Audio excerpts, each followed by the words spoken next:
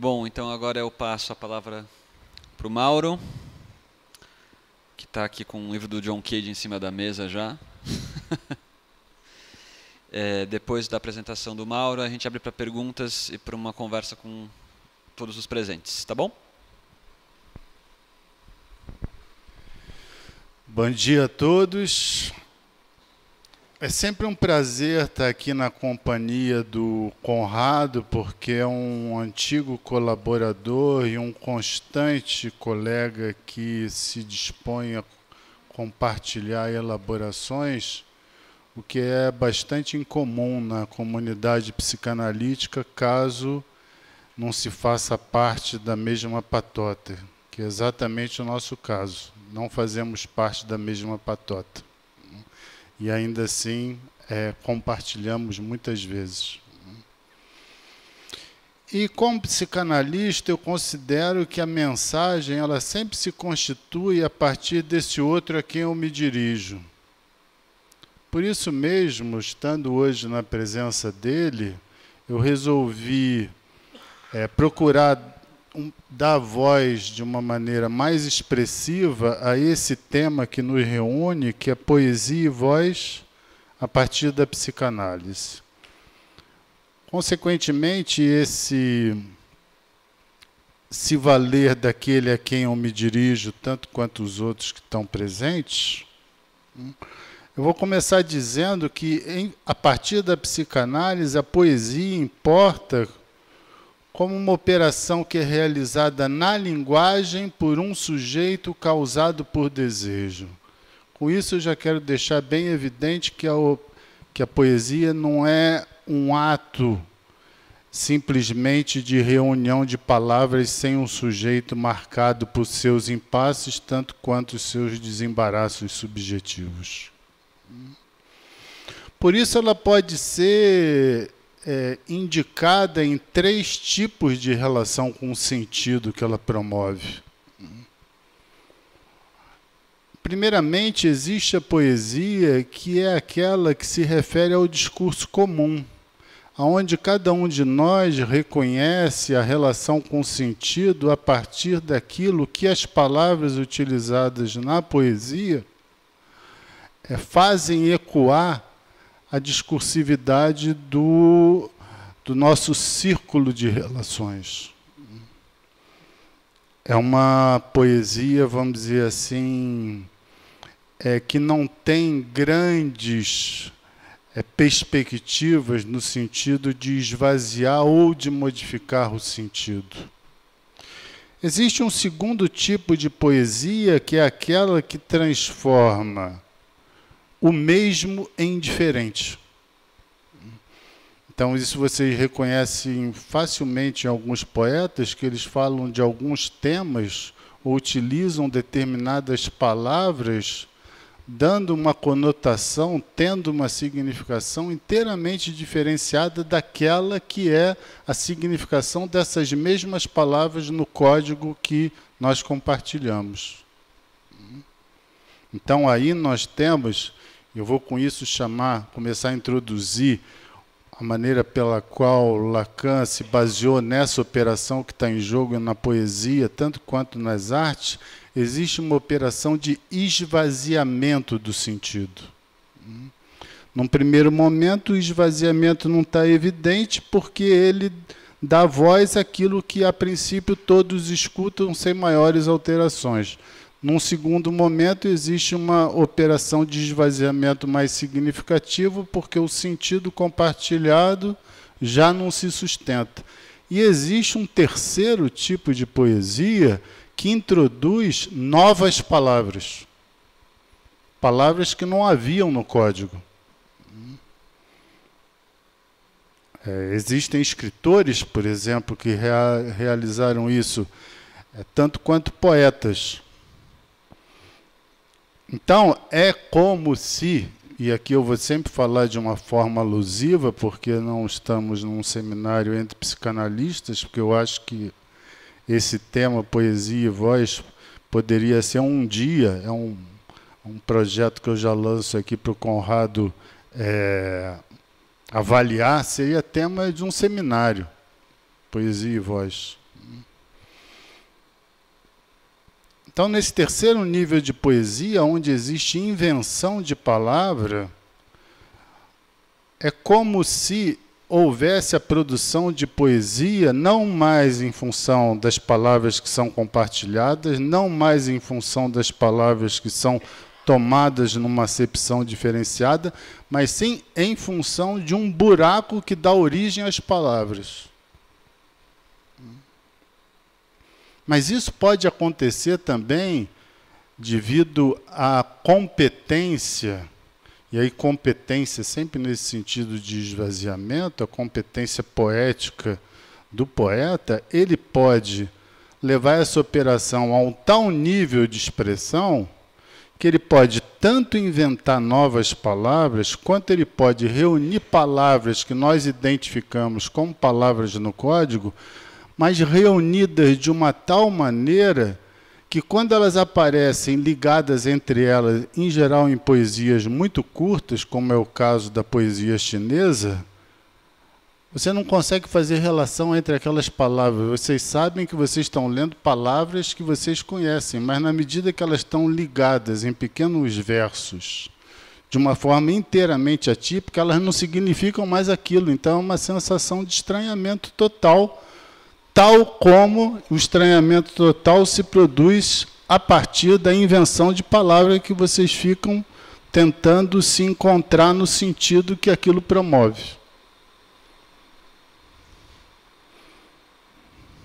Não foi por acaso que numa das definições de poesia, é uma definição que foi dada no dia 16/11/1966, num dos seminários do Lacan, ele diz que o poeta é aquele que escreve sem saber o que diz. Entendam que com isso não existe nenhuma expressão de leviandade, no sentido de que pode se escrever qualquer coisa. Mas para se escrever sem saber o que se diz, tem que apostar que se pode dizer sem saber. E para poder apostar que se pode dizer sem saber é uma operação equivalente à interpretação do analista, tal como o Conrado bem assinalou. Daí a aproximação que existe entre interpretação e poesia. Isso não significa que o psicanalista seja um poeta.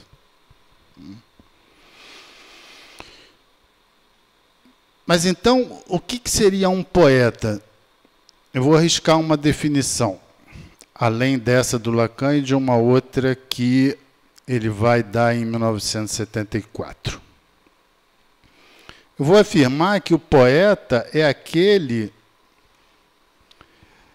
que estende o tempo de permanência da voz, porque a poesia é um ato de comemoração pela escrita da presença da voz. Então, a poesia é um ato de comemoração pela escrita da presença da voz.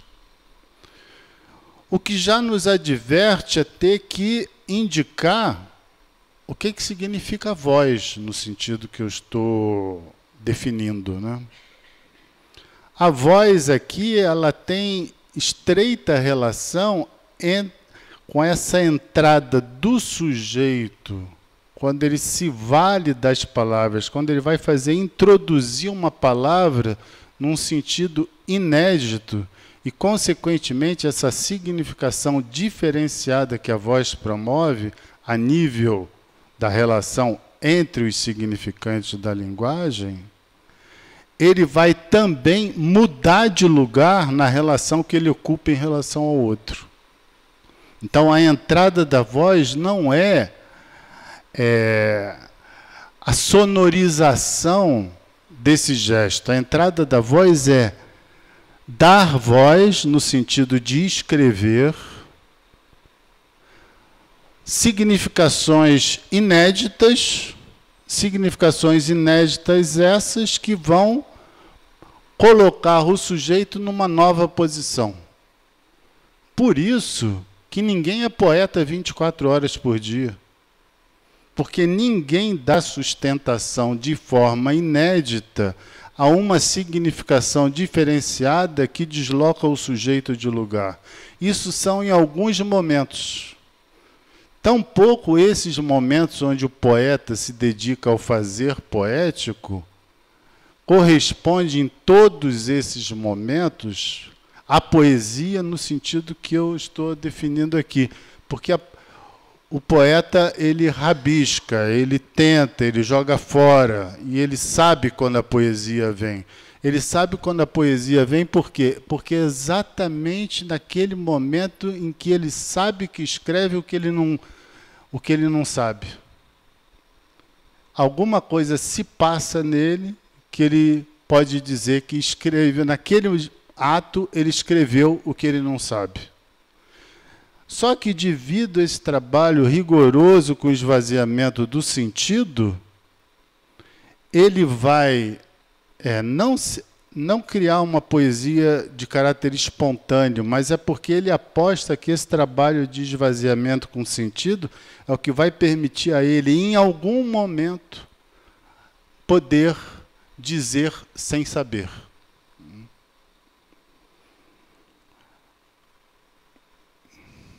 Bem,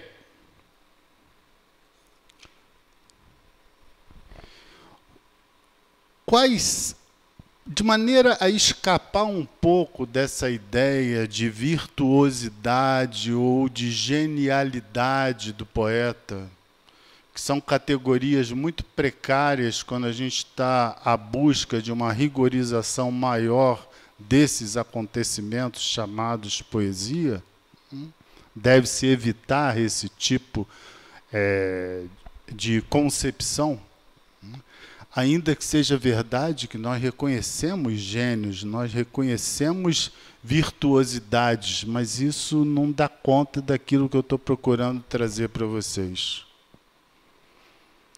Eu vou partir do princípio que a poesia é uma expressão do sujeito que não se dá baseada somente nele mesmo. A poesia não é algo que se sustenta somente através dela própria. O que eu estou dizendo com isso? Eu estou dizendo que o poeta é alguém que precisa estar aberto para uma outra coisa que não é apenas a poesia. O poeta não nasce poeta. Ele se torna poeta em função de uma abertura para um outro elemento. Estou colocando aqui em exercício que o poeta, no ato poético, ele se vale da voz. Mas o que eu estou dizendo, que é o primeiro elemento que eu vou introduzir como diferença nesse binômio poesia e voz, que na verdade não é nem um binômio muito sustentável, porque ele padece de uma impossibilidade de superposição entre os dois. A poesia, no meu entender, está marcada pela presença de um outro elemento que é a música. Não há possibilidade de articular poesia sem música. Por que eu digo isso hoje? Se nós formos pesquisar a raiz, a origem da poesia na história do homem, nós vamos notar que desde a antiguidade grega, a poesia, tanto quanto a música, elas são inspirações das musas. Existe uma musa da poesia e existe uma musa da música. Inclusive, essa palavra musa é também a origem da palavra música, em termos etimológicos. Mas, curiosamente, existe, numa das versões da Grécia, uma ninfa. Existem versões que separam duas ninfas, uma para poesia, outra para música, e existem versões que aglutinam numa mesma musa a função de poeta e a função de musa, de música. Essa é a ninfa Calíope. Calíope significa em grego a bela voz, a bela voz que vai dar expressão tanto para o canto que a toca, que a promove em função da música, quanto vai dar expressão para a poesia através dessa ligação com a música. Mas para que vocês possam entender a importância de lembrar essa história que é mitológica da musa e a sua ligação entre a poesia e a música, é que as musas, elas eram seres descendentes do Olimpo, elas não eram deuses. Elas não eram imortais. Cada uma delas vivia em torno de 10.000 anos e se renovavam. Então, as musas estão sempre entre nós. Mas qual a significação psicanalítica das musas? A significação psicanalítica das musas tem a ver com essa capacidade que é própria a elas desde a Grécia Antiga, que é de servir de inspiração. Ou seja, o que é a inspiração? É o sujeito ser tocado por. Tem sujeitos que são tocados pela poesia, tem sujeitos que são tocados pela música, tem outros que não. As musas funcionam para alguns, não para todos. Mas por que existe essa ligação, que me parece inquebrantável, entre música e poesia?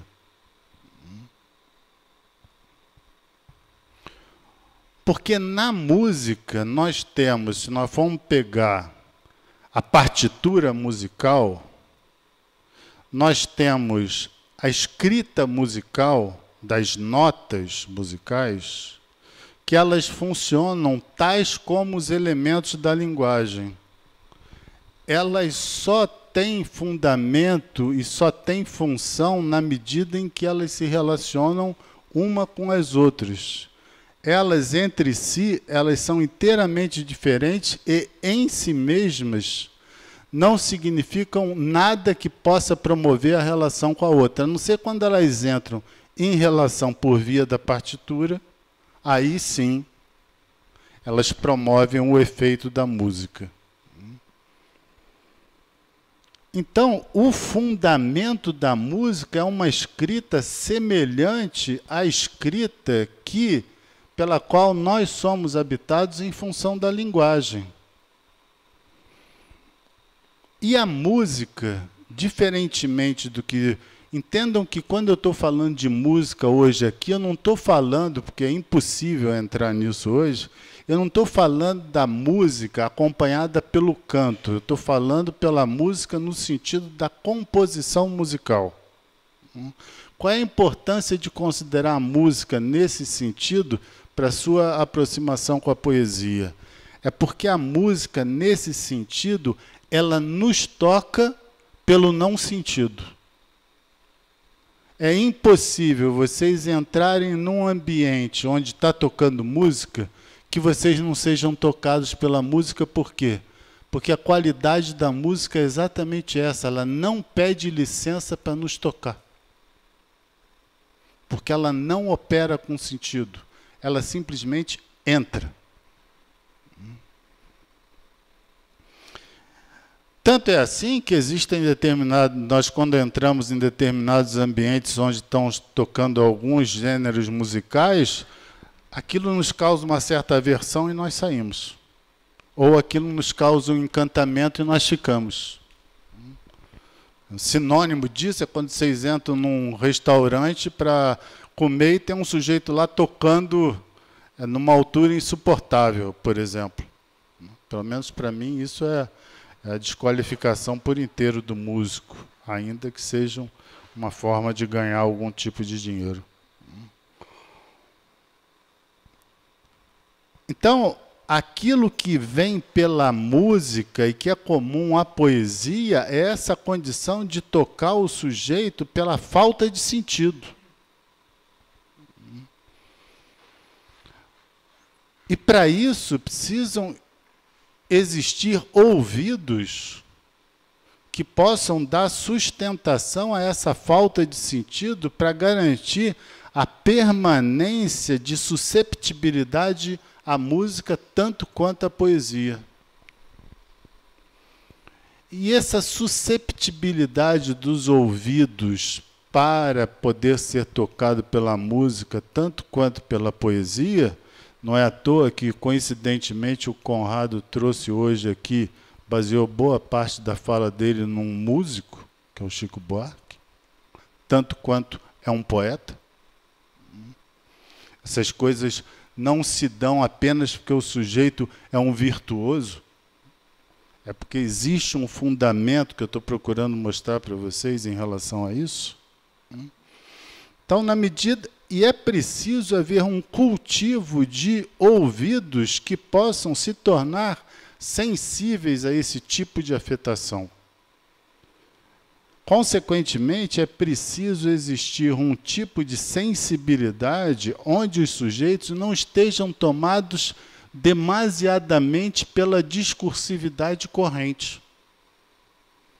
Caso contrário, eles não se abrem nem à música no sentido da falta de sentido, apenas pela musicalidade, nem à poesia no sentido da falta de sentido daquilo que ela introduz à discursividade corrente. Vocês poderiam dizer assim, bom, então nós estamos ferrados, porque na nossa época o que existe de música propagada, tanto quanto recusa a poesia, nos torna surdos à música, tanto quanto à poesia. Parcialmente, sim.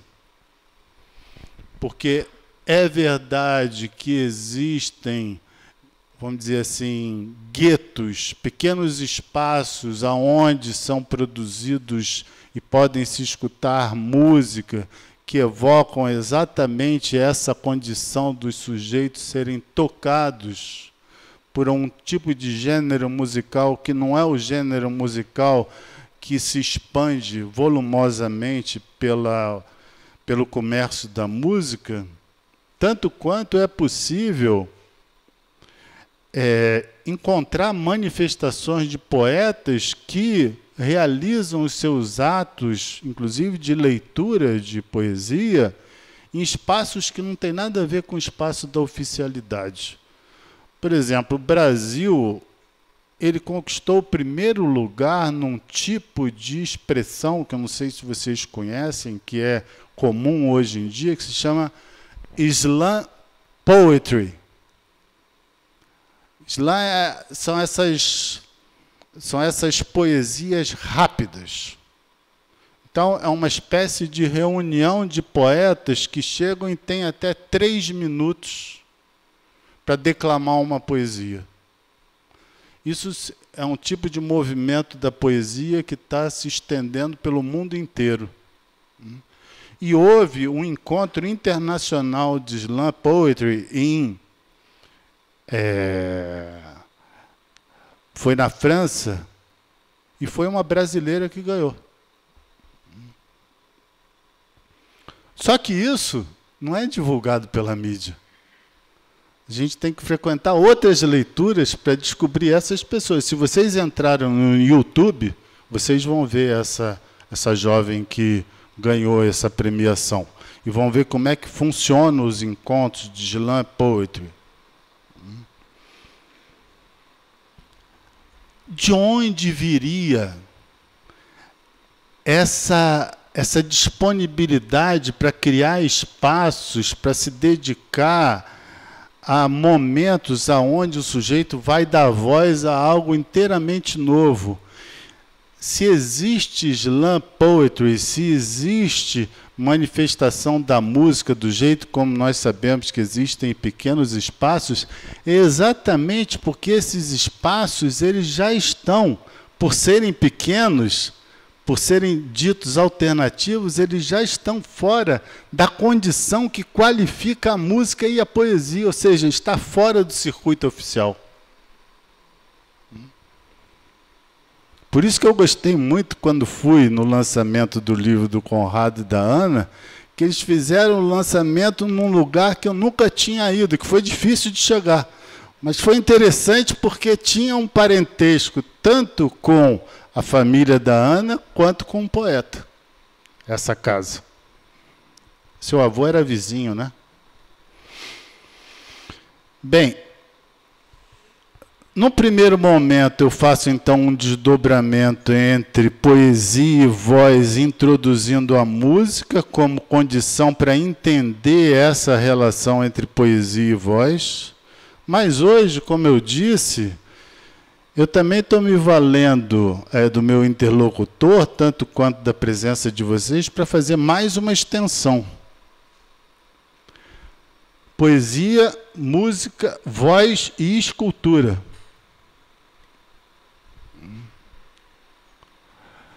É um pouco... Pode causar uma certa perplexidade, a princípio, acreditar que existe uma relação entre poesia, voz e escultura. Mas se vocês perceberem bem, eu não estou me referindo, tal como não estou me referindo, por isso eu dividi em 3 expressões poéticas, não estou me referindo à escultura, aquela que é, vamos dizer assim, mais comum, aonde vocês vão ver, sob uma forma imobilizada da matéria, a representação de algo que o artista quis dar forma. Não é a essa escultura que eu estou me referindo. Em primeiro lugar, eu estou me referindo a uma escultura que se organiza em função da tridimensionalidade. Ou seja, ela tem profundidade. A partir daí vocês vão poder notar que não é qualquer escultura que participa disso. Por quê? Porque para haver profundidade na matéria, para haver expressão de profundidade na matéria, precisa introduzir um elemento que é o afeto, que a escultura promove. Mas esse afeto no sentido da expressão do movimento. Isso aí já é uma outra atipicidade em relação à escultura, porque, a princípio, nós consideramos que a escultura é algo fixo, monolítico. E o que eu estou dizendo para vocês, não, existem esculturas que envolvem profundidade e movimento. Por exemplo, um autor que eu já pesquisei bastante sobre ele, e as esculturas dele tratam disso, é o Rodin. Se vocês pegam uma escultura dele como São Francisco de Assis, é uma escultura onde o São Francisco de Assis está com o dedo direito levantado, apoiado na perna de trás, e quando vocês olham para a poesia, quando vocês olham para a escultura, é como se ele fosse dar um passo. Vocês têm a expectativa de que aquela escultura vai andar, que era a mesma sensação que Freud teve, que tanto cativou Freud, diante do Moisés de Michelangelo. Freud ficava simplesmente fascinado pela escultura do Moisés, porque vocês sabem que nessa escultura do Michelangelo, Moisés está com um dos pés a levantar. As tábuas da lei estão caindo exatamente porque ele está se levantando para dar o passo em relação aos adoradores do bezerro de ouro. Isso cativou tanto Freud, essa expressão de movimento, que ele ficava muito tempo sentado diante da escultura e ele mesmo dizia, eu tinha vontade de dizer, fala. Tal a promessa que essa escultura trazia em termos de movimento. Mas qual é a relação que isso tem com a voz e com a poesia? Porque para dar expressão a isso, para dar expressão a esse movimento na música, na poesia, tanto quanto na escultura, é preciso que o sujeito se valha da relação com a linguagem da mesma forma que o poeta se vale. Então ele precisa marcar no material, vamos aqui indicar o material da pedra, do mármore, ele tem que exprimir ali alguma coisa aonde não é apenas para deixar algo a ser visto, Consequentemente, essas esculturas modificam a nossa relação com o olhar. Não são esculturas que promovem a relação com o olhar a título de admiração. Elas promovem também uma espécie de estupefação. Como pode? Como conseguiu? Né? O que ele estava... Como é que ele pôde dar voz a isso? Vocês, quando estão diante de uma escultura como essa, vocês se colocam interrogações exatamente assim. E para isso, o Rodin tem uma definição dada, aliás, eu recomendo insistentemente a vocês, é a única entrevista que existe publicada do Rodin em português. É uma entrevista que ele deu a um dos seus discípulos, que se chama Paul Gisel, e o título desse livro é A Arte.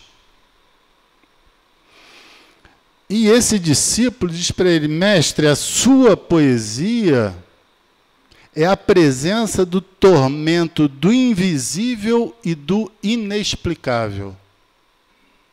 Então você tem o invisível e o inexplicável. Mas o que é a presença do invisível e do inexplicável? O inexplicável é exatamente esse elemento, tal como eu falei no início da definição de poesia, que se produz a partir de um buraco. É inexplicável que uma palavra nova possa surgir, é inexplicável que um escultor possa colocar movimento na matéria. E o que é esse invisível que o discípulo do Rodin reconhece na poesia dele? O invisível é exatamente essa operação do sujeito com esvaziamento do sentido corrente que transforma essa obra, esse produto, essa escultura, dando a expressão a uma figura histórica ou não que já tenha sido esculpida na história das artes, de uma maneira inteiramente inédita, porque ali vocês encontram o traço de estilo dele, que é a sua presença de sujeito na relação de esvaziamento com sentido.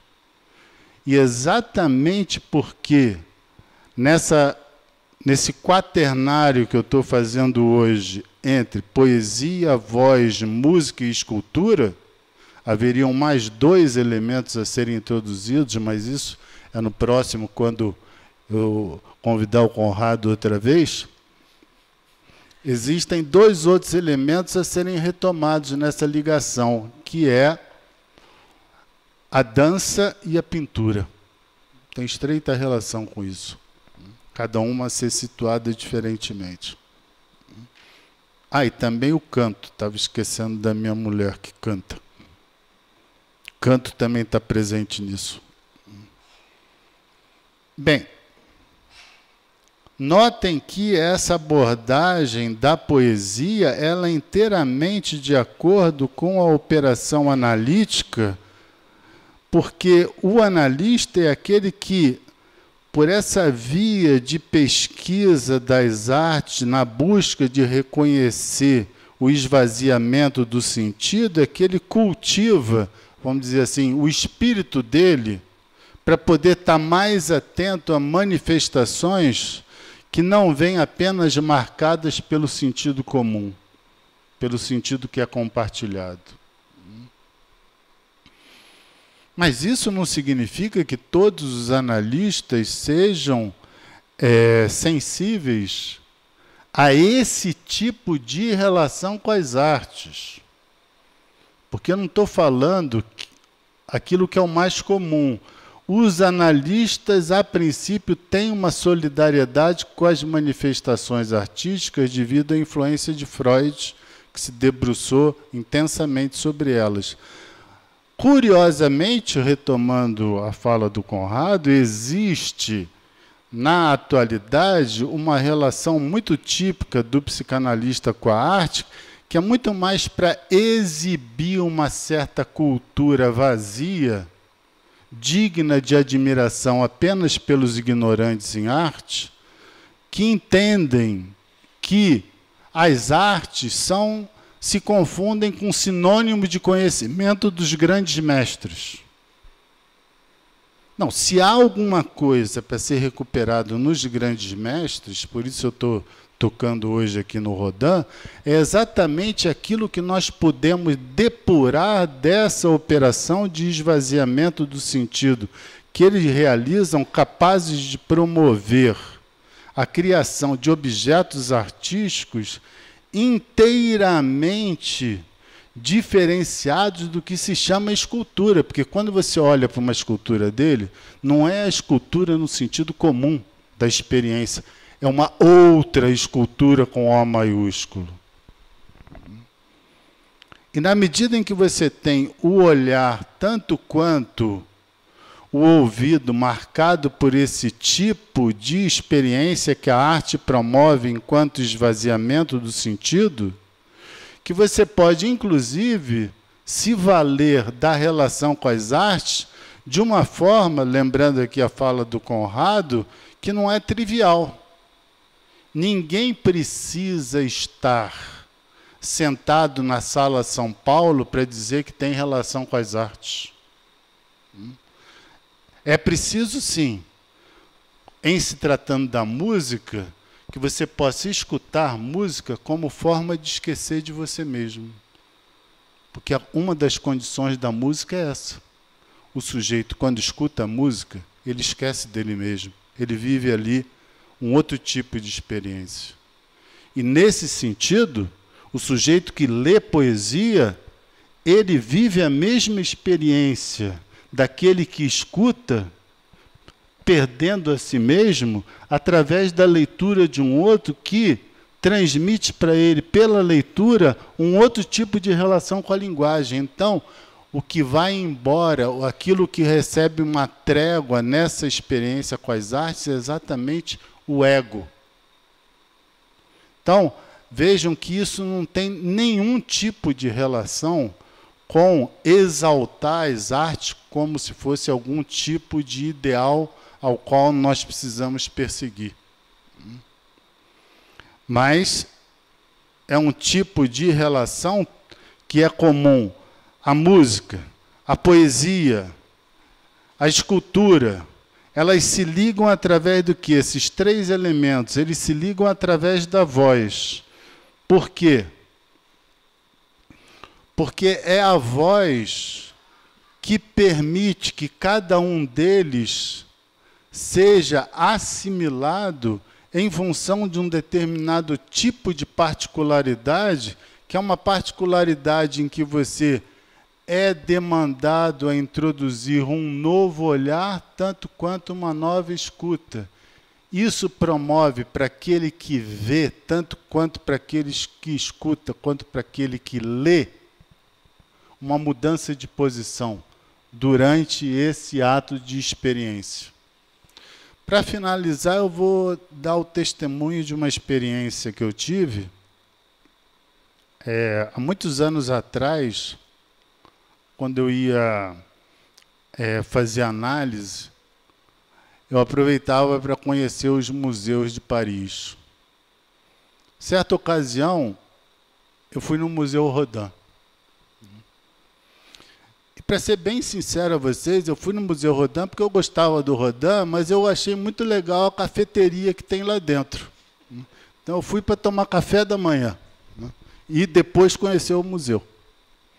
Pois bem, tomei um café da manhã e fui dar uma volta para conhecer o jardim. Eu já tinha ouvido falar desse portal dele, que é o Portal do Inferno. Mas eu estou vendo, se vocês vêm aqui pela direita, quando vocês passam aqui, ele está colocado aqui e vocês, de imediato, vocês não conseguem ver, porque ele está um pouco recuado e vocês estão saindo de uma curva. Eu olhei para o portal. Quando eu olhei para o portal, aquilo foi uma sensação tão avassaladora, mas tão avassaladora, que eu tive que sentar diante do banco que tem em frente. Eu não conseguia me movimentar. Vocês podem ver o momento terrível que eu estava da vida, né? Porque o portal do inferno é exatamente a expressão das emoções humanas infernais. E ali, quando você olha para aquilo, você tem a sensação de vida dessas sensações infernais, né? Pois bem, eu tive esse abatimento, eu praticamente falei durante umas 5 ou 6 sessões sobre esse portal do inferno. E me ajudou muito, inclusive, na elaboração. Tanto é que eu guardo, eu mandei colocar numa moldura um portal do inferno que eu tenho junto à minha biblioteca. Todo dia eu passo por ele. Mas olhem que coisa curiosa. 1 ano e meio atrás eu volto a Paris, com algumas colegas que estão aqui. Fomos lá para uma atividade. Fomos ao Museu Rodin, fomos para tomar café da manhã. Eu já divertido com o portal do inferno. E eu estava meio naquela, eu notei que eu fiquei andando com as meninas, com a Cristina, eu falei, eu sei que eu estou dando volta para não ter que passar por ele. Mas eis que você tem que passar por ele para sair do Museu Rodin. Felizmente eu tive aquela sensação de alívio que eu olhei para ele e eu pude olhar para o que estava ali. Então vocês podem notar que, de fato, existe essa condição de profundidade que, fazendo coincidir com um determinado momento, o encontro com a obra é transtornante. Na minha experiência, esse foi um momento decisivo para começar a pensar a relação com as artes de uma outra forma que eu tinha até então. É isso.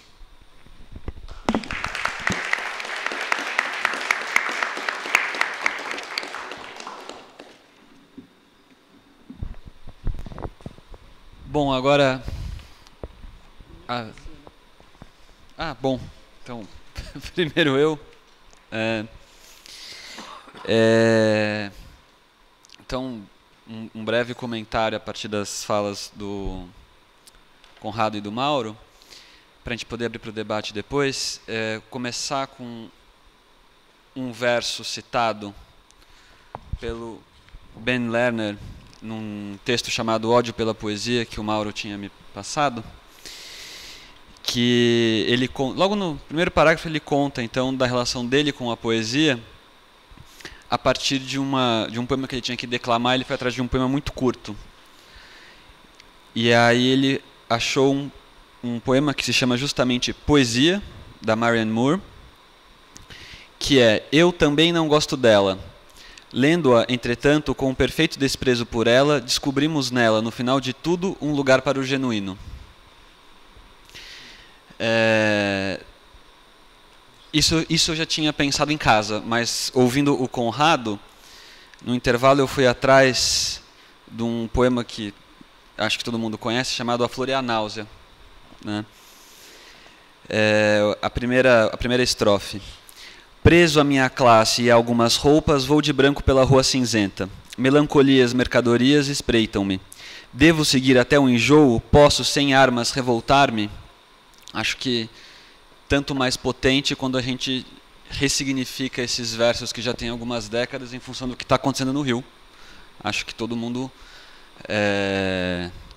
acompanhou essa semana, né, a morte da Marielle, que de algum modo era uma voz bastante política, bastante atuante e calada bastante prematuramente, né?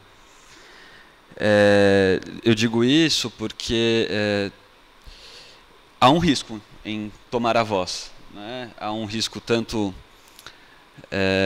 de uma comoção, de uma mudança de posição. Isso implica ressignificar uma série de coisas. Acho que é um pouco disso que você falava agora, né? E aí acho que isso se articula com o que o Conrado estava falando, porque no limite, se eu entendi bem, é função do analista também propiciar alguma coisa dessa ordem, Mas não só porque é bonito, ou não só porque é legal, ou não só porque, enfim, formamos psicanalistas, mas, de alguma maneira, o que você aponta é isso tem, quando bem feito, quando bem conduzido, quando dá certo, quando funciona, tem a ver, mesmo que de maneira insuspeita, com política, né? Acho que não é à toa que alguns termos que fazem com que a gente se reúna têm a ver justamente com o ódio, né? E aí eu começo citando justamente esse ensaio chamado O ódio pela poesia. Mas poesia aqui, de alguma maneira, tem a ver com não só a poesia em si, mas com a arte de modo geral. Uma pergunta que ficou ecoando para mim, ouvindo vocês dois, tem a ver com o problema da beleza. Né? Eu queria que, enfim, se vocês puderem falar alguma coisa sobre que lugar tem a beleza, né? Nesse mundo vociferante ou rinocerante, como você disse, né? Tomando como verbo. Vamos juntar com as outras. Então, quem for falar, por favor, fale no microfone para poder captar o áudio para a gravação. Tá ali com...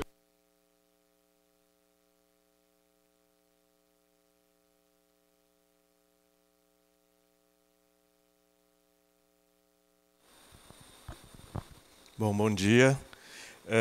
Eu queria que vocês tentassem aliar essa ideia de maior desvaziamento com a noção de repetição. Tá?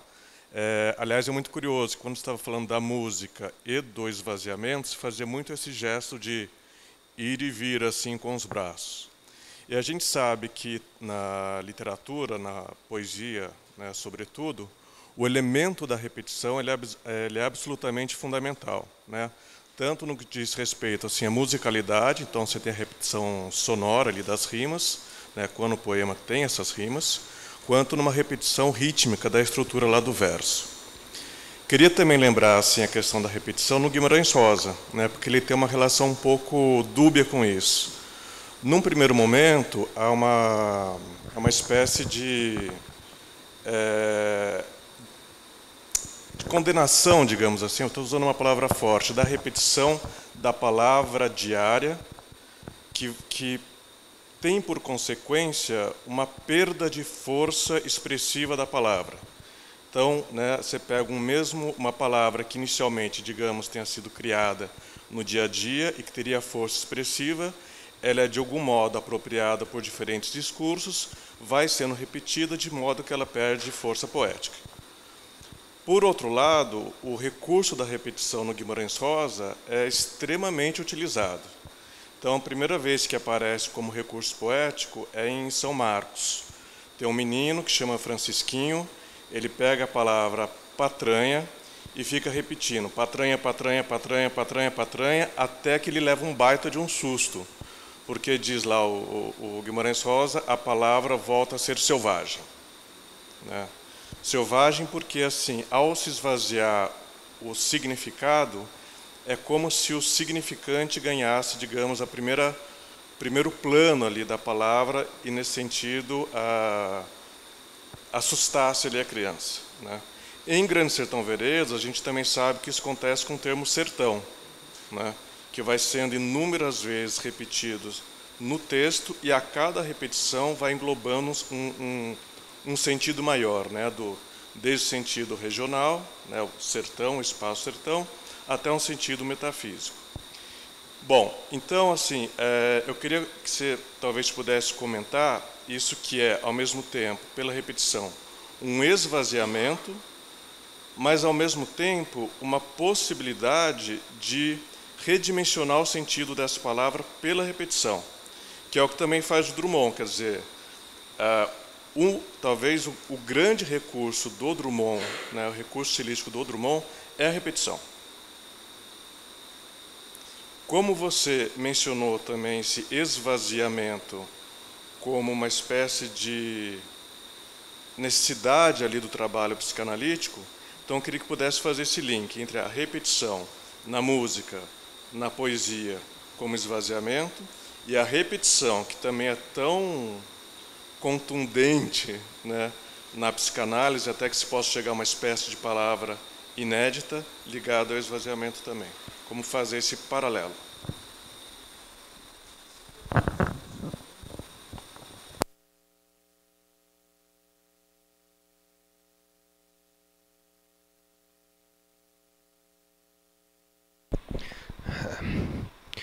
Bom,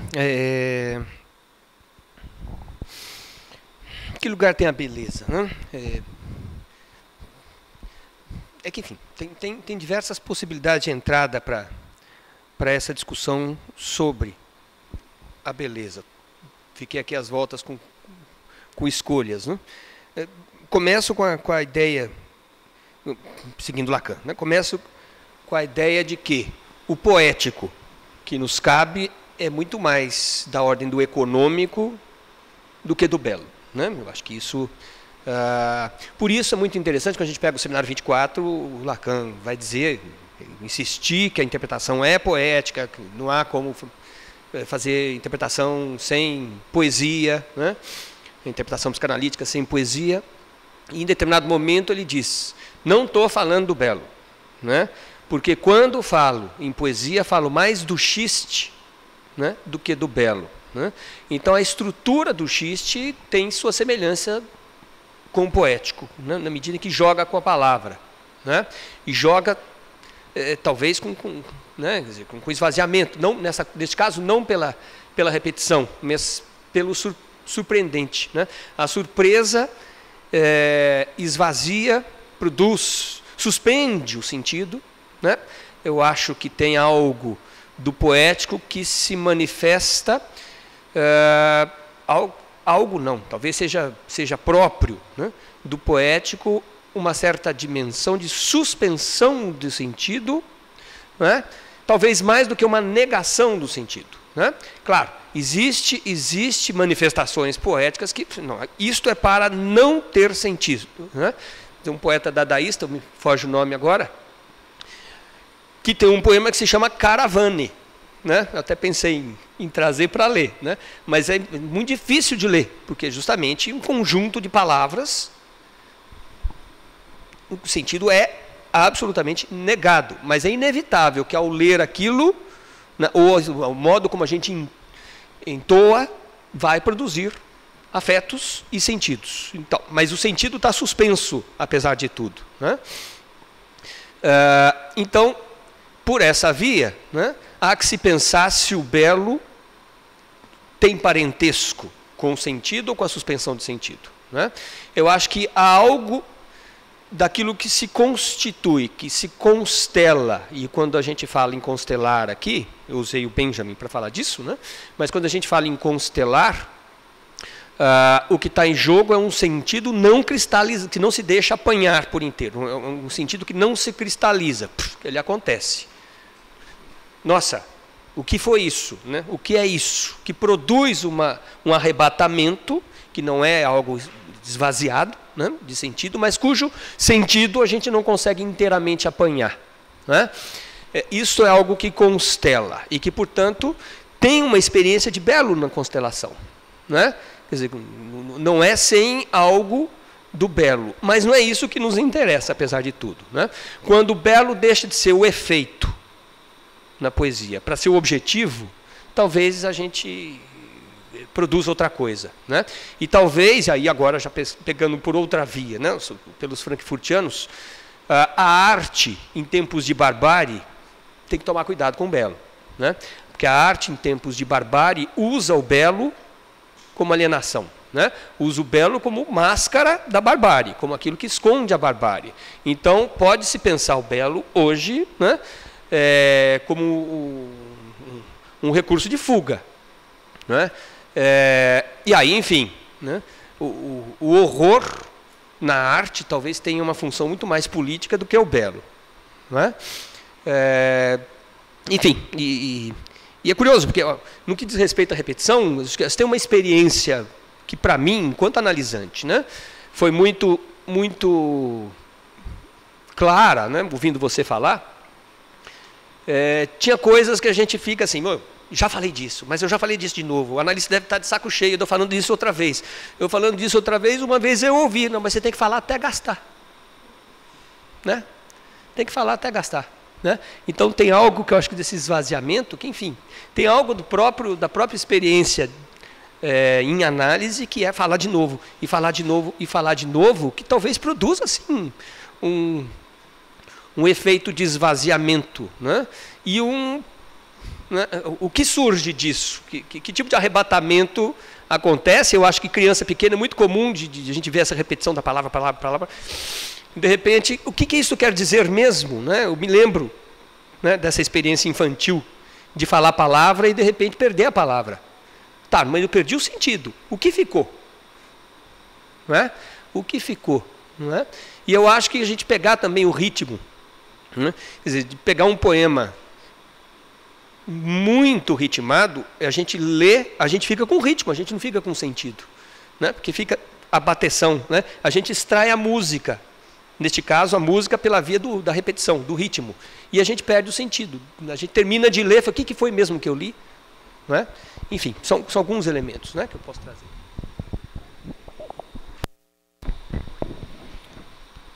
Bem, em relação à beleza, para poder situar essa questão, é importante considerar que a relação da psicanálise com as artes não participa da estética, no sentido da relação com o belo, mas sim da relação com a ética. Isso significa o quê? Significa que na relação com as artes, o que está em jogo são os diferentes estatutos de efeito que se produzem num sujeito quando ele se depara com esse elemento chamado objeto artístico. Então, vocês têm o efeito de estupefação, vocês têm o efeito de deslumbramento, vocês têm o efeito de fascinação, vocês têm o efeito de apaziguamento, né?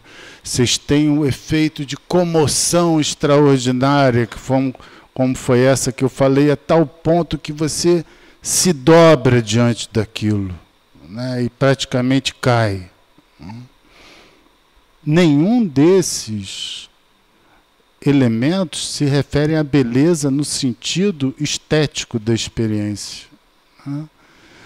Porque a beleza no sentido estético da experiência aloca as artes num determinado tipo de lugar que tem a ver com o utilitário, que tem a ver com uma concepção mercadológica, e que tem a ver com o fator decorativo. Enquanto que essa concepção, como eu estou me referindo, da psicanálise não participar das artes pela estética, mas sim pela ética, coloca a relação do sujeito com esse outro que o afeta, colocando do lado do outro campo das artes. Mas isso, para que ele possa ser afetado, é preciso que ele tenha experimentado, no sentido tanto da criação do objeto artístico, tanto quanto da possibilidade de afetação por ele precisa ter participado pelo ciclo da repetição, que, como bem lembrou o Conrado, por um lado, esvazia, como você evocou da experiência do Grande Sertão. Vai, desaparece. Desaparece aquele sentido primeiro. E, às vezes, surge um outro sentido ou aquilo simplesmente cai. Tipo, cansei. Mas é um cansei que... não é um cansei de... não vou mais insistir.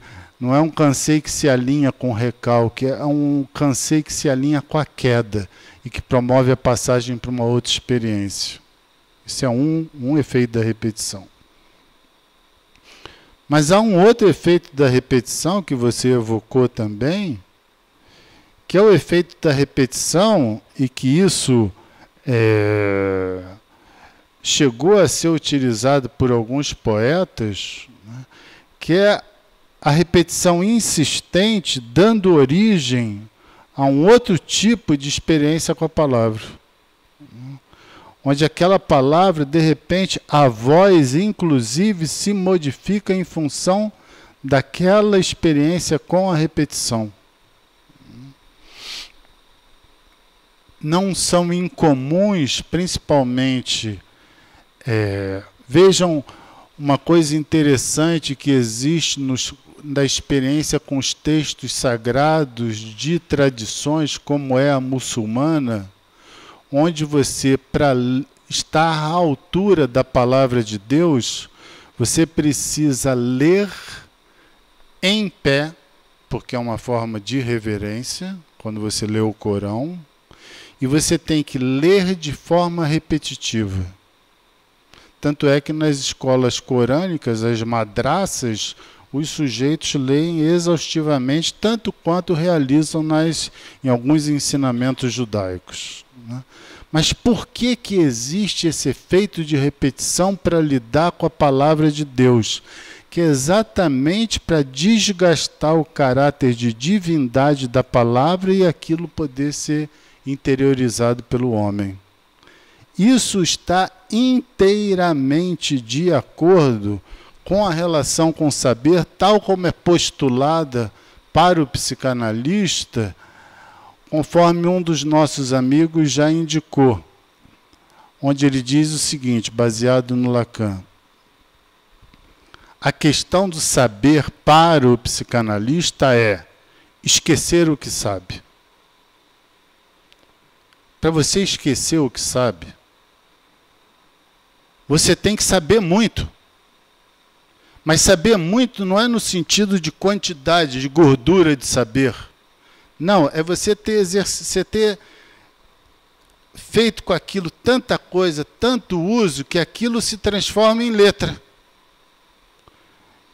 Consequentemente, quando você vai escutar alguém, escutar sem saber o que você sabe, o que esse saber que se fundamenta sobre o esquecimento do que sabe, o que ele engendra na situação analítica? Ele engendra uma condição de falar sem saber o que diz, que é exatamente a interpretação, a partir do que vem do analisante. Você, de repente, fala lá uma coisa que pode causar efeito de interpretação ou de desastre.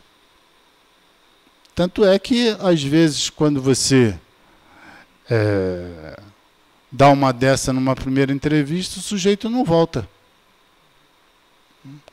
Mas não volta por quê? Porque ele escolheu alguém que vai dizer para ele, vai realizar diante dele uma operação semelhante a essa que eu me referia na Grécia clássica, de quando o sujeito entrava lá no templo e escutava a verdade. O que Édipo faz quando entra e escuta da esfinge o que ele escuta e ele supõe ter sido exitoso em relação à resposta que ele deu? Ele, driblei a esfinge, botei ela de volta para o inferno, para encontrar um inferno particular dele. Por quê? Porque Édipo acreditava que sabia no que ele dizia, no momento em que ele interpretava.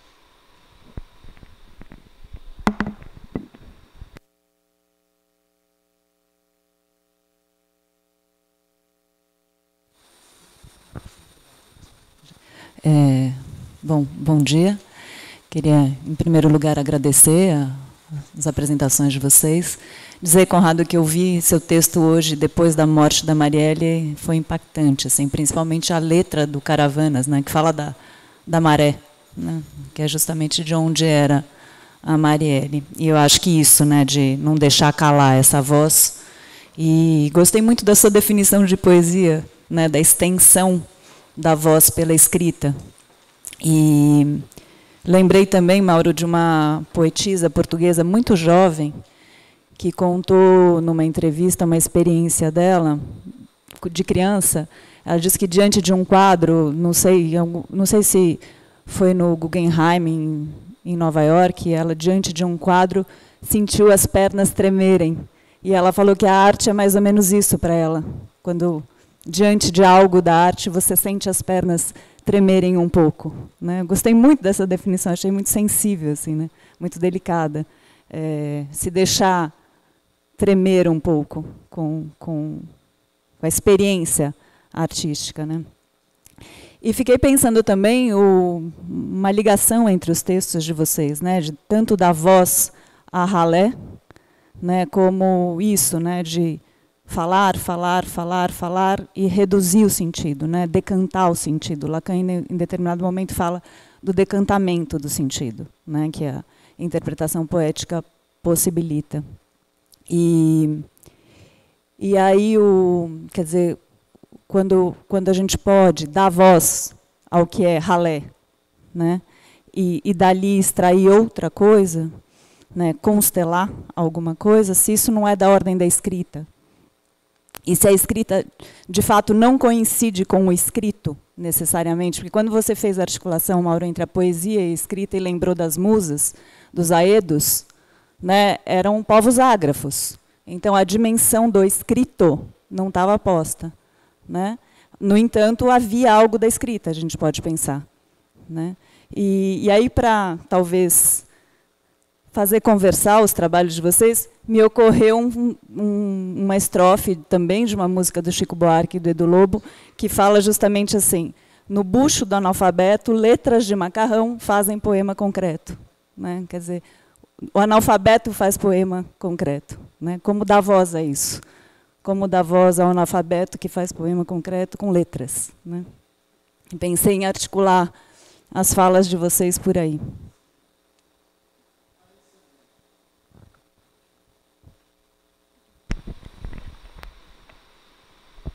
Excelente, Ana. Porque a questão, no fundo, tem a ver com o analfabetismo.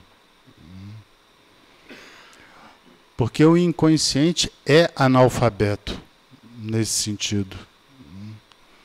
Quer dizer, é um saber que não se sabe. Consequentemente, é um saber que vem disso que a gente chama o nada do saber. Saber nada. Só que isso é possível de recuperar os efeitos disso a nível de inconsciente pela via que o Conrado trouxe, no sentido de poder dar voz. Eu gostei muito de algo que ele assinalou, que o poeta ele tem uma função histórica, tal como qualquer artista. Por isso que Lacan insiste tanto que não se faz arte no século XX como se fazia no renascentismo. É impensável. A arte hoje é necessariamente ligada aos efeitos da ciência, né? Seja, inclusive, um pintor, por exemplo, para as tintas que ele utiliza. Participa do próprio objeto que ele vai usar, um determinado tipo de qualidade expressiva das cores que só foram possíveis a partir de determinada evolução da química. E é nesse sentido que cada vez mais as artes plásticas da antiguidade nos cativam, porque sem esses recursos eles davam uma expressão que hoje em dia só se consegue a partir desse avanço que a ciência promove. Mas eu gostei muito disso que a Ana falou e que liga o meu trabalho com o Conrado, porque o analfabeto, o poeta enquanto analfabeto, é aquele que vai dar voz, mas vai dar voz não é para ser o poeta da arte revolucionária, como nós sabemos que houve durante tanto tempo na história das ideologias. Era aquele sujeito que recitava os princípios da ideologia, né? Arte oficial. Mas existem poetas da época das ideologias que foram poetas evocando as ideologias de uma forma não ideológica, porque eram capazes de susceptibilizar os homens através de uma espécie de comoção comum, daquilo que era comum aos seres humanos, né? Por exemplo, leiam Mayakovsky, que é um sujeito que fez parte de um determinado momento de defesa de uma ideologia, mas compunha, né, trazendo essa presença da ideologia nos versos, onde você não consegue identificar nenhuma ideologia, mas sim comoção, né? Assim como se vocês lerem um sujeito dessa mesma época que se chama Máximo Gorki, né, que tem esse mesmo tipo de expressividade. Não por acaso foram sujeitos que depois foram perseguidos pela ideologia oficial como sendo pessoas contra-revolucionárias. E eram mesmo, porque não davam voz a essa oficialidade. O que eles buscavam é esse terreno mais profundo e mais comum que evoca esse analfabetismo no sentido dos dizeres primários, dos elementos fundamentais. Bem, como fazer com que isso seja suscitado na nossa cotidianeidade? Isso tem uma importância. A primeira que o Conrado indicou, que é a possibilidade do poeta ser aquele que dá voz aos excluídos, né, sem precisar ser um porta-voz no sentido de defesa da causa deles. Né. Mas existe também uma função das artes nisso. Né. Por isso é necessário retomar hoje, num diálogo da psicanálise com as artes, visando essa condição de esvaziamento e efeito de fazer tremer as pernas, como você bem mencionou. É impensável que isso se produza sem colocar um outro elemento ligado às artes, que é o público. Por quê? Porque nós vivemos num momento onde as artes estão confinadas em espaços destinados a elas. Isso faz com que as artes tendam a se separar do público e, consequentemente, reduzam o seu efeito de impacto. Por isso é imprescindível, através da psicanálise, que haja uma ligação com os artistas, no sentido da arte necessariamente vir para a rua. A arte precisa estar na rua. Mas ela precisa estar na rua em que sentido? No sentido de quando você sai de casa, você se depara com uma obra de arte, você se depara com alguma pintura num muro, aquilo ali já faz você diminuir a tromba do rinoceronte, porque aquilo te pega. Eu conversava no outro dia, eu e Cristina assistimos um documentário de uma parte de Miami, onde existe uma grande feira de arte, e também já é uma comunidade artística criada em torno, que foi ocupada por movimentos artísticos, que os moradores locais testemunhavam nesse documentário que depois que os artistas foram para lá e fizeram grandes painéis e que envolviam os moradores, né, desapareceu a violência. Desapareceu o tráfico de drogas, eles se deslocaram para outros lugares, porque ali eles sentiram que não iam ter mais espaço. Mas não iam ter mais espaço apenas porque os artistas estavam lá, mas é porque essa presença da arte na rua e a inclusão pelos artistas dos moradores tornava eles suscetíveis a um outro tipo de sensibilidade que não tinha mais a ver com essa sensibilidade anterior.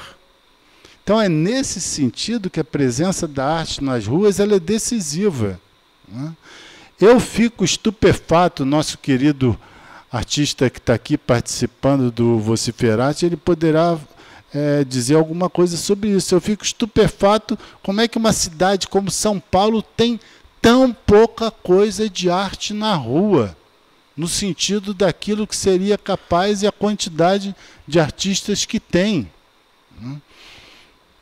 Para finalizar, eu pensava no outro dia conversando, a primeira vez que eu entrei numa escultura do Richard Serra, quando nós estávamos lá visitando uma exposição, é que quando você entra quando você dá a volta dentro de uma escultura, aquelas grandiosas esculturas dele, você tem uma sensação de total falta do centro de gravidade. Tanto é assim que você vê pessoas que dão os primeiros passos rodeando a estrutura e saem. E saem porque ficam com medo de cair, andando. Sim ou não era preciso ter mais esculturas assim na rua?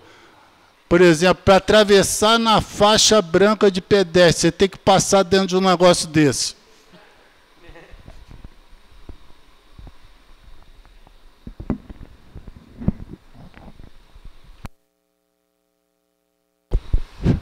Posso rapidamente, né?